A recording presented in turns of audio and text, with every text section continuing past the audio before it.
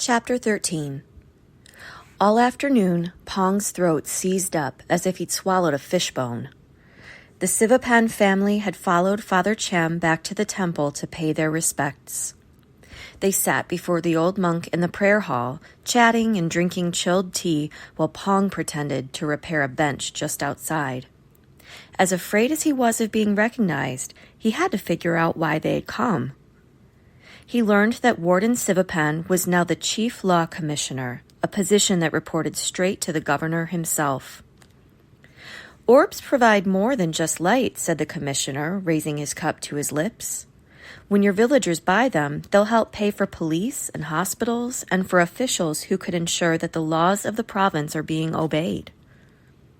The old monk smiled. "Commissioner, I like you very much, so please don't take offense. But we don't need an official to tell us whether our neighbors are taking good care of one another."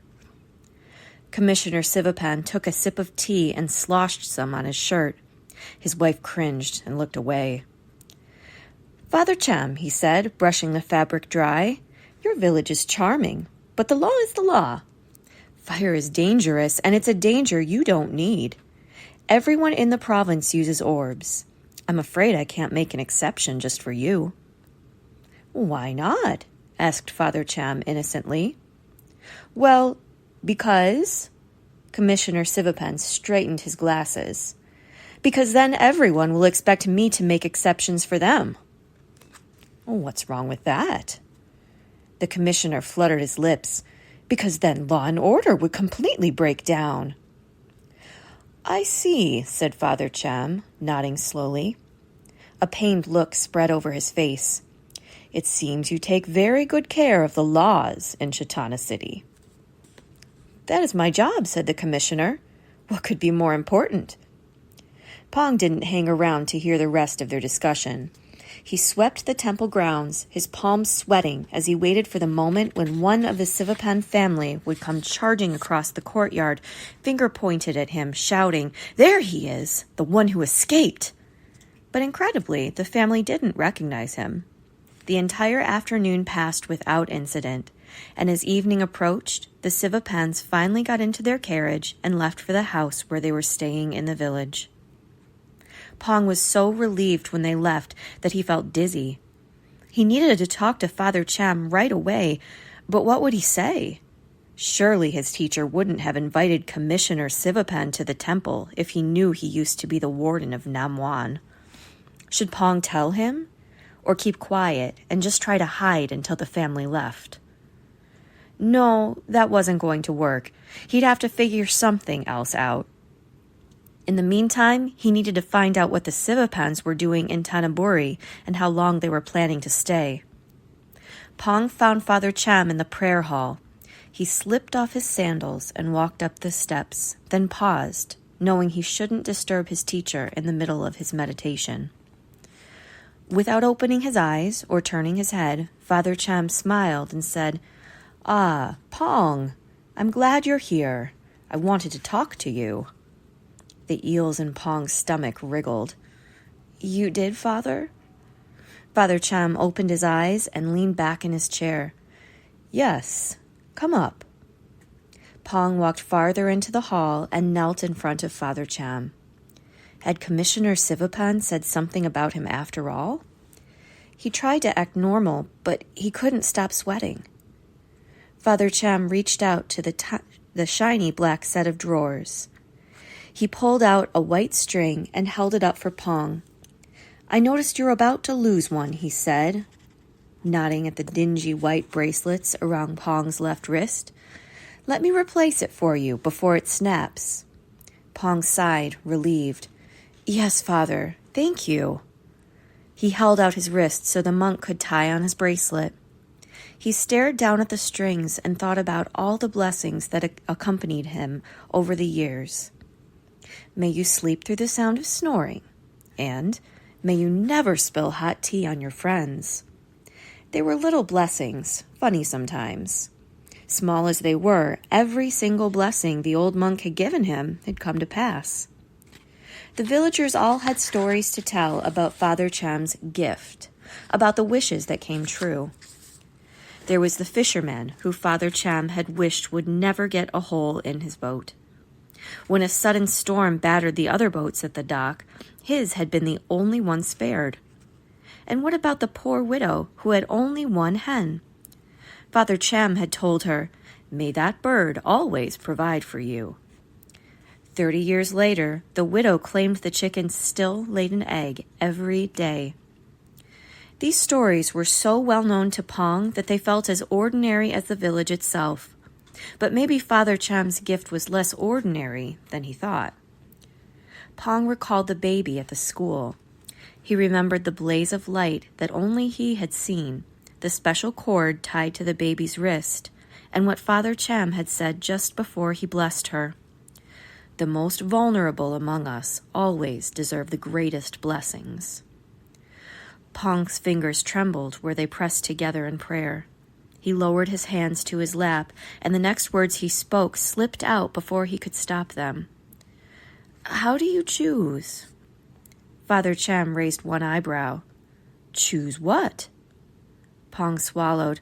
"How do you choose which blessings to give to which people?" Father Cham's face remained calm, but he didn't answer. "All your blessings come true, don't they?" pressed Pong. The monk nodded. "They do." "The big ones, as well as the small ones?" Father Cham looked into Pong's eyes a long moment before nodding again. "And so the baby that you blessed today," said Pong, "you wished for her to walk in peace. That will come true." Father Cham smiled. "It will, but I hope it would have come true anyway, without me." "Why that blessing, though? Why not wish her to be a wealthy woman, or to live a long life?" The monk's forehead creased into dozens of crinkled folds. "Now, Pong, surely I've taught you better than to think that wealth is a greater gift to bestow on someone than peace. Wealth can be as much as a curse as a blessing, and no guarantee of happiness. And a long life? It can also be a difficulty if you are in pain or if the people you love have already passed on. You don't understand now because you are young." Father Cham's smile lessened for a moment. "You can't imagine yet that one day you'll be ready to bid this life goodbye." Pong took a deep breath and let it out again. Father Cham didn't understand what he was trying to say. "If happiness is the goal, then you could wish her to be happy." "Is happiness the goal of a person's life?" Father Cham was talking in riddles. It was so frustrating. Today Pong wanted straight answers. "I don't know. I just don't understand why you didn't give her something that she really needs. Something she might need one day very badly." "Pong, you are talking around and around the thing you want to say, and we both know that's my job." Father Cham's smile left his face. His brow creased again. "Why don't you come out and tell me what you really want to know?" Pong felt trapped, squeezed by the walls of the temple, by the walls around his heart. He held out his left wrist. "All these blessings and prayers," he blurted, pointing at the bracelets. "What are they for? They're to protect me, right? They're supposed to cover up my mark so no one will see it. But why not just wish the mark away? Why not erase it completely instead of making me hide?" Pong was trying hard to keep his voice level, but he couldn't hold back the angry crackle in his words. He burned with shame to hear himself speak like this, but he also couldn't stop. "I could be out there," he continued, "walking in the world without worry. You could have wished me to the sea. You could have wished for me to be free. You said that the most vulnerable among us deserve the greatest blessings. But I'm vulnerable, aren't I? All these years I've been here, scared every day that someone will discover who I am and take me back to jail, when all this time you could have stopped it," Pong thought. A deep sadness washed over Father Cham's face. "Oh, my boy. My dear boy, I have considered erasing that mark for you, but what if someday you need it? What if I do more harm than good?" Pong knew he couldn't speak without sounding even more disrespectful than he already had been, so he kept silent. Who could believe he would ever need his wretched tattoo? Father Cham sighed heavily. I've been doing this a very long time. There was a time when I was a younger man, before I learned my lesson, when I did grant the types of blessings you were talking about. I wanted to use my gift to help people, to wish away all the pain and suffering in this world, but it was arrogant of me to think that I alone could save the whole world, and my gifts went awry. How?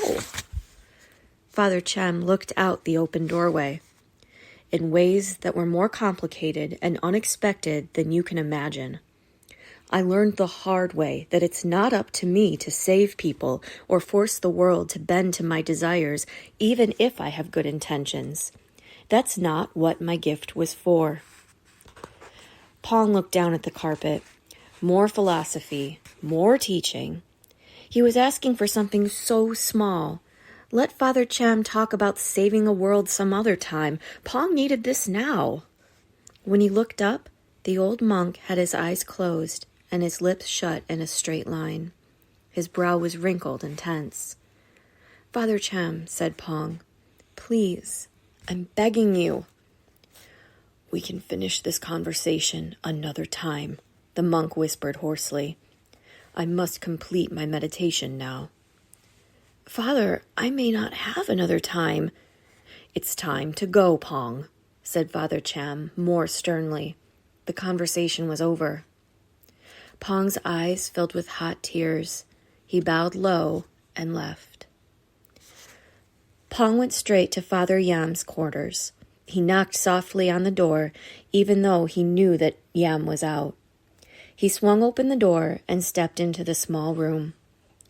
Brother Yam kept a schedule of the boats that docked at the base of the mountain in case a sick villager needed to be transferred to the hospital in the city. Pong found the schedule and scanned it. There would be one southbound and one northbound cargo barge the next day, both departing the dock at 2:00. As soon as the morning meal was over, Pong would make his way to that southbound boat and head for the sea.